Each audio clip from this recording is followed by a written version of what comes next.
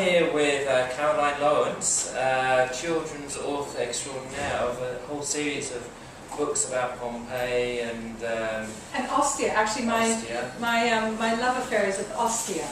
So I do have a couple of books set in Pompeii, like The Secrets of Vesuvius. But I start my series out in Ostia, and I finish it out. We go to the Greek islands, we go to Africa, we go to Turkey, mainly so I can go do research. That's a really good thing. I need to do more of that. Well, my next series is in the Wild West, so that's going to be even better. What got you interested in the topic in the first place? In classics. Yeah. A book I read when I was 18 years old, The Last of the Wine by Mary Renault, which is, have you read it? No, I haven't. It's the best historical novel ever written, set in classical Athens, in the 5th century, when Socrates and Xenophon are kind of characters in it, but the two main characters are fictional. And until I read that book, I thought history was dull and boring, and that just completely brought it to life. Yeah, brought it to life. Made me want to go back in the time machine. Right. And I think that has been my motivation ever since I read that, is I want to go back in time. And that's why I write, and that's why I play with artifacts like these. And that's why I travel to the places where the Romans were, or the Western people were, just to go back in time. And what started you getting to think about writing a series of books for children on this? I was teaching Latin to kids aged about 9 and 10. And I'm kind of 11-year-old mentality. Oh, like me. I'm definitely a primary school mentality because I'm really concrete. I like things I can touch and smell. I'm really punctual. Those are signs of a concrete personality. And I'm still just in awe of the world and entranced by it. You know, I'm not cynical yet. So I was teaching kids that age Latin, and I realized there were no books really written that would transport them back into the past, apart from maybe Rosemary Sutcliffe's, which are great, but they're a little bit late. They're in Britannia, so you miss out all the fun of the heat and the dust and the sweat and the gladiator. So I thought, there's a gap in the market. There's some great textbooks for Latin for primary kids. There's some great resource books like Dorling Kindersley and things. But there were no stories. But there were no stories that actually accurately transported them back, so that they forgot that they were learning and just were in the world, immersed in the world, which is time travel. Yeah. And did you have in mind a whole series of books, or? Yeah, my initial idea was Nancy Drew in ancient Rome. I remember Nancy Drew. And I thought, okay, I can't just have Nancy Drew because then only girls will read it. So I thought, Famous Five in ancient Rome. And then Gladiator came out after I read the first book. So I thought, Famous Five meets Gladiator. So yeah, as soon as I thought of Nancy Drew or Famous Five, you're thinking a series, aren't you? And in fact, I've ended up writing about 17 books in the series. And they have there's a kind of detective angle to it as well. Oh yeah. Flavia is a detectrix, which is the Latin female detective, and she's quite bossy, and she's rich, and her mother's dead, and her dad's away along on sea voyages, so she's probably the most independent girl in ancient Rome. And in the first book, she meets her 4 friends. She meets the next door neighbor, the funny one, Jewish boy. Because I knew I wanted a religious minority. So he's Jonathan, and he's got different gifts he can bring to the mix. Then she buys a slave girl who's African, though of course most slaves weren't necessarily from Africa. That's the ethnic minority. And she sets her free like in the 3rd book, so out of 17. And then they meet this little boy called Lupus, who has no tongue and can't speak. So he's like the feral kid, he's the wild one, he's the disabled one. So I'm being incredibly politically correct. But it gives you an opportunity to explore all of these different routes. And the beauty of that is that kids are going to identify with one or another of those characters. Because I've got the bossy, independent, clever detectrix who goes down really well at independent London schools. And then I've got the shy, gentle, good with animals Nubia who plays the flute, and etc. Fantastic. Yeah, it's great. And I think you've brought some artifacts along. Yeah, I love artifacts, and I'll bring some. I'll show you some of them. The most famous one is the sponge on the stick, And Yeah, I've been reading up on this. when I go to schools, I talk to them and I ask them to guess what it is. Now there's a lot out there about my sponge on the stick, so I'm going to leave that one because it's kind of got too much press. So what else have I got in here? Well, I've got a mirror. Now this is beautiful, and I'm a huge fan of reenactors. And I have reenactor fans who are wonderful craftsmen who make things. This is by Nodge Nolan from the 2nd Augusta Legion, a reenactment, one of the reenactment groups here in England. And he made this beautiful bronze mirror exactly on a model of one from Pompeii. And so you can kind of look at yourself, but thankfully it's not too clear. That's kind of soft focus, isn't it? Soft just focus. as well. And you know, there's that famous line in Paul's letter to the Corinthians, see through a glass darkly, in a mirror vaguely. This is what it's referring to. Right. You can't really see yourself clearly, but Just vague enough. one day you'll get the mirror. So that's great. I've got another, again, my reenactor friends make my little belt pouches, because of course no pockets in round times. And this is a lovely little oil lamp. It's in the shape of a clay foot with hobnails on the bottom, and it's slightly bigger than life size of one found here in Londinium. And you can see the original in the Museum of London. And for a while they sold this in the gift shop. And you can see it's slightly scorched because I actually filled it with oil one day. Yeah. Put a wick in it and tried it out. And it works. It works, burns for fantastic. hours and hours. And again, I've spoken a lot about my clay oil lamp, so I won't bore you with that here. When I go to events, I wear my belt pouch, and I wonder if you can tell me, what do you think this is dyed with to give this color? This kind of orange color. All natural dyes they use, the reenactors. Okay, I'll tell you. It's, because you'll never get it, it's onion skin. No, wouldn't This is dyed with onion skin. It's a beautiful kind of apricot color.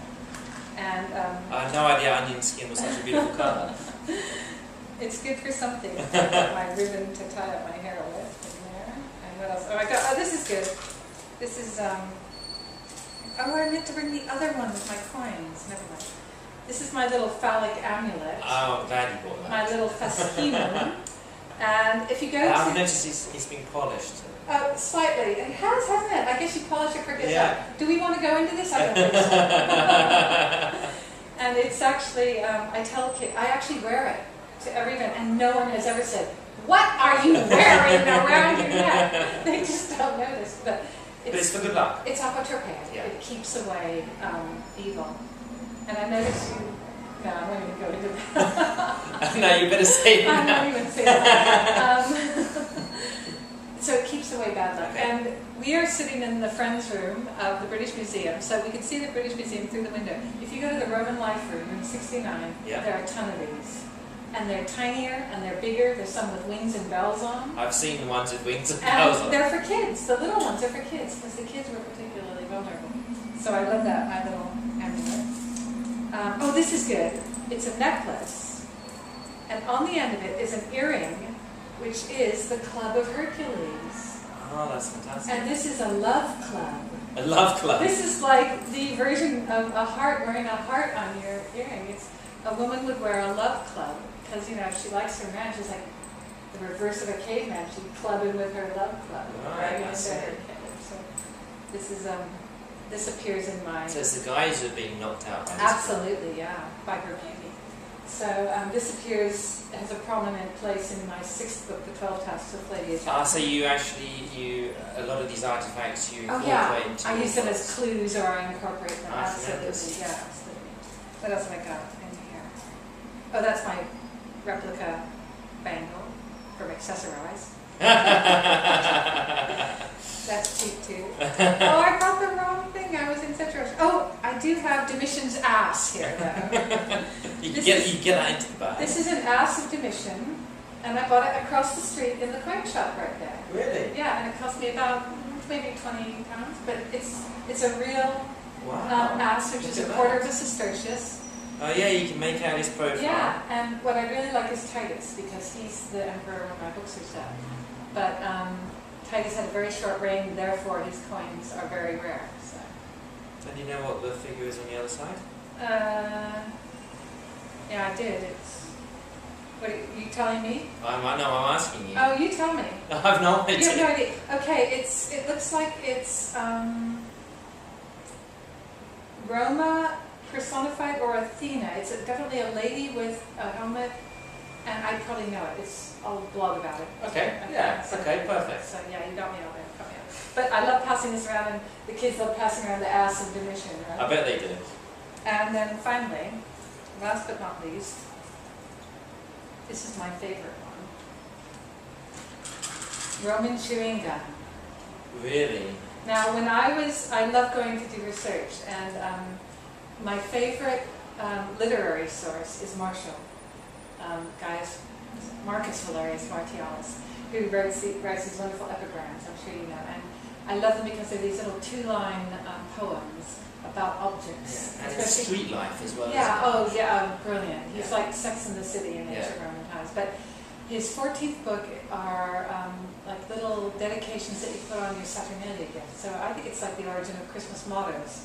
And so he talks about things like a sponge or a flute or things you can give your friend, from as little as a hairpin to a slave boy. So he talks about mastic toothpicks. And we get the word masticate from mastic, which is a gum from a variety of pistachio tree or bush, only found on the island of Chios. I've been there. Have you been there? Yeah, So have you it's tried amazing. mastic Yeah, gum? yeah, yeah. You've tried mastic Yeah, it's gum? very good. So I went into a little shop. This is from Kos, which is the Hellene island, but it's obviously from Chios. And I got this about 5 years ago, and I haven't opened it much since. You know. Oh, look at that. Some special aromas coming out. So this is what it looks like, and we're going to get a close-up of this later. But this is what it looks like. I'm not going to make you try this out, but you can buy versions of it today. And I just happen to have some with me. You can buy it. I get mine from Greenfields on near St. Mary's Branston Square Church on Crawford Street. And it's called Elma gum. And have you tried this? I've tried it. So you I don't want really to try like it it. now and tell Oh, I'm quite happy go to. on. I can't because I just had dental work done. Oh. You're remarkably articulate for someone who's just had dental. Well, he used the quick drying thing, but if I chew it. It's really good. So how would you describe it? Well, I instantly notice it's different from the gum I'm used to, but it's not spearmint. It's not a mint taste. It's something very different. But the amazing thing is it's a taste you've never tasted before, isn't it? Yeah, You it can't is difficult to say- describe. It has the chewing quality, of course. But And I'm really you quite saw that this is opaque and kind of yellowish white. When this was new, I tried chewing it. And when you take it out after a few minutes, go on, take yours out. It looks just like that. It looks like Wrigley's gum or something. It goes all white and opaque with the little teeth marks. I would describe it as a cross between cumin and carrot. That's slightly sweeter. Would that work for you? Yeah, no, the carrots I can taste now. Yeah. And that kind of, the cumin is the kind of slightly spicy. There's a spice there too. But it's indescribable Yeah. because it's mastic. And if you go to Greece, you can get ouzo, which is flavored with aniseed. Oh, I know that. But you can get mastika, which is the same thing. It's that clear liquid that instead of it being licorice flavor, it's flavored like this. Tremendous. So that's great. So in my 9th book, The Colossus of Rhodes, Flavia meets a handsome young patrician who's a tourist. He's going to see the 7 sights, the 7 wonders. And he's chewing gum like a kind of American tourist. Mastica. So I had fun with that. So that's about it. Those are my artifacts. Thank you very much for sharing them with us. And these are my books. And I'm sure we'll have you along again. I think tonight you're going to be in Cambridge, is that right? Yeah, on some tonight kind of big debate. I'm in a panel about the future of Pompeii, kind of ancient question time. And I'm going to be discussing the future of Pompeii with Mary Beard, the professor of classics at New College, Cambridge. She's going to be the chair.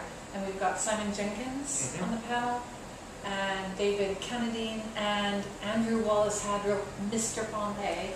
Oh, and of course you were in a debate with him I was on in Radio a 4 debate the with other him, day. yeah, that's right. So we're going to have fun duking it out tonight in front of 600 people, and it's open to the audience as well, so it should be fun. Well, maybe we could. Is it going to be recorded or anything? I'm not sure, but if it's not, you can do an after. Yeah, that'd be a good idea. Debriefing. And I'm sure it'd be blogged about and various things. So we'll have links on the website to that as well, and to your website and everything that you blog about. Thank you, Garnet. It's been an absolute pleasure to talk to you, and we'll look forward to the more novels that come out. Absolutely. Thank you. Thank you.